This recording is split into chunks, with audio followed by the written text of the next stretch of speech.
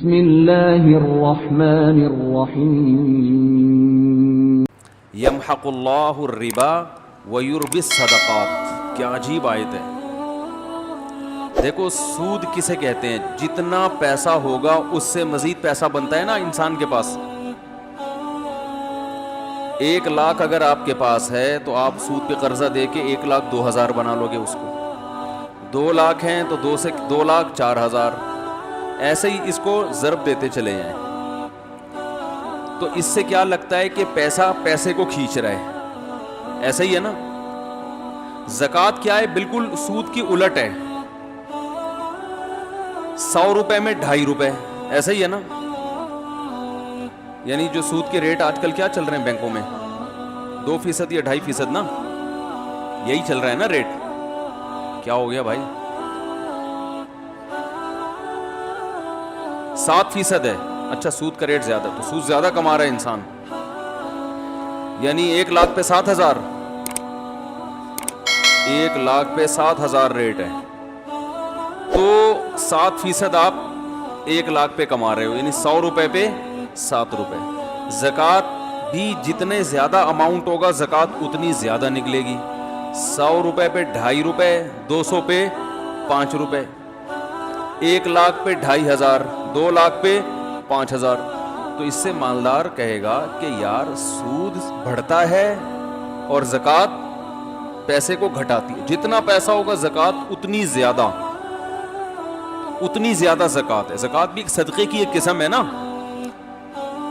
تو دیکھنے میں لگتا ہے کہ صدقے سے پیسہ کم ہوتا ہے سود سے بڑھتا ہے. اللہ نے قرآن میں اس کی بالکل نفی کر دی.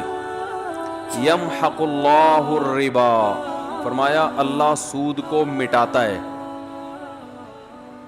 اب مٹانے کا لفظ اللہ نے جو استعمال کیا اس میں کیا حکمت ہے؟ اس پہ کھوپڑی استعمال کریں گے تو انشاءاللہ سمجھ میں آئے گی یہ بات بھی.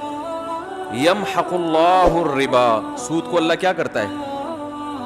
جیسے ربڑ سے ہم کوئی چیز لکھتے ہیں تو یوں کر کے مٹاتے ہیں نا. تو ایسے اللہ سود کو کیا کرتا ہے؟ مٹاتا ہے. شاید اس میں یہ حکمت ہو کہ سود بظاہر تو بڑھتا ہوا نظر آتا ہے مگر اللہ باقاعدہ ارادہ کر کے ایسے اسباب پیدا کرتے ہیں کہ بڑے ہوئے پروفٹ کو گھٹا دیتے ہیں. جیسے ہم کوئی چیز لکھتے ہیں نا، ایک چیز لکھیں ہی نہیں، لکھ کے مٹانا تھوڑا مشکل کام ہے نا، تکلف کرنا پڑتا ہے. تو اللہ بھی باقاعدہ ارادہ کر کے ایسے کچھ حالات پیدا کر دیتے ہیں کہ وہ بڑی بھی رقم کی برکت ختم. کیسے حالات کہ بھئی مسائل اتنی ارننگ نہیں ہوئی جتنے خرچے اللہ نے بڑھا دیے.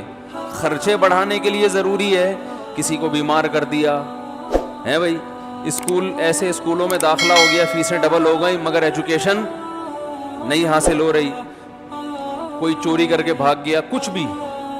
تو گویا اللہ ربڑ لے کے نا مٹاتے رہتے ہیں اس کو کہ تو کماتا رہے، میں یہاں کیا کرتا رہوں گا، اس کو ریموو کرتا رہوں گا، تو کرتا رہے.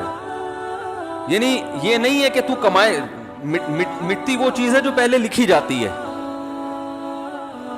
خالی صفوں کو تو نہیں مٹایا جاتا نا بھائی. تو اس میں اللہ بتا رہے ہیں سود کا پروفٹ حاصل ہوگا پھر مٹے گا. ہونے کو نہ دیکھو. اگر اللہ یہ کہتے ہیں نا اللہ سود سے نفع ہونے ہی نہیں دیتا تو پھر اشکال ہوتا کہ اللہ سود سے نفع تو حاصل ہوتا ہے. اسی سے تو لوگ دھوکے میں آتے ہیں.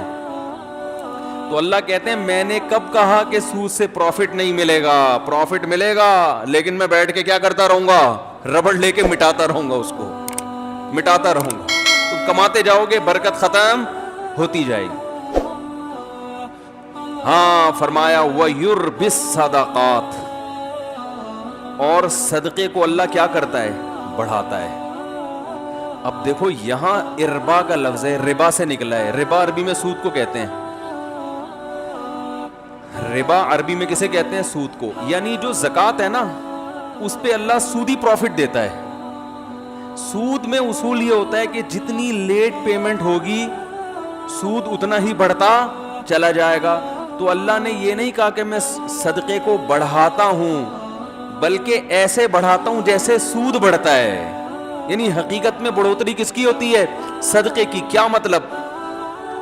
اس کو دوسرے مقام پہ اللہ نے قرآن میں یوں بتایا کہ جو لوگ اللہ کی راہ میں اپنا مال خرچ کرتے ہیں کمثل حبۃ انبتت سبع سنابل، جیسے ایک دانہ زمین میں بویا جاتا ہے اور اس سے 7 کونپلیں پیدا ہوتی ہیں اور ہر کونپل میں 100 دانے، جیسے ایک دانہ ایسے ملٹی پلائی ہوتا چلا جاتا ہے نا، اس طرح سے صدقہ کیا ہوتا چلا جاتا ہے؟ ملٹی پلائی. کیونکہ آپ نے صدقہ کیا، اس صدقے سے ایک تو صدقے کا ثواب ملا، اس صدقے کی وجہ سے آگے جو خیریں پھیل رہی ہیں ان تمام خیروں میں آپ کا حصہ، تو یہ بڑھتا چلا گرو کرتا ہے. یہ سود میں جتنی لیٹ واپسی ہوگی اتنا سود بڑھتا چلا جائے گا. تو صدقہ بھی اس حساب سے کیا ہوتا ہے؟ بڑھتا چلا جاتا ہے، بڑھتا چلا جاتا ہے، اور جہاں جہاں وہ اس سے خیر پھیلے گی وہ تمام خیروں میں آپ کا حصہ ہوتا چلا جائے گا.